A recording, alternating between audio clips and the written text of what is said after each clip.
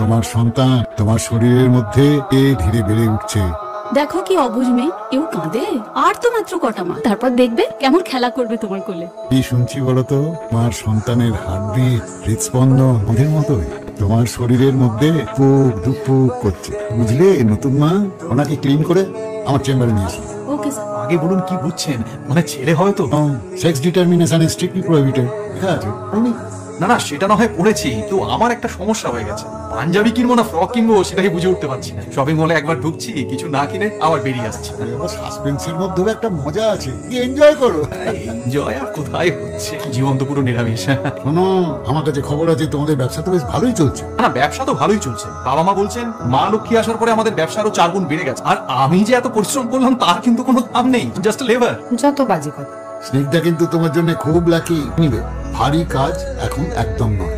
টেস্টের রিপোর্ট গুলো এলে আমি তোমাদের অফিসে পাঠিয়ে দেবো, কেমন? Okay sir. কাজলের মা, এই কদিন তুমি স্নিগ্ধার কাছে একটু বেশি থেকো, বুঝেছো? যদি কোনো বিপদ আপদ ঘটে, হ্যাঁ ওই আঠাগুড়া বমি এই সময় এদের যা হয় আর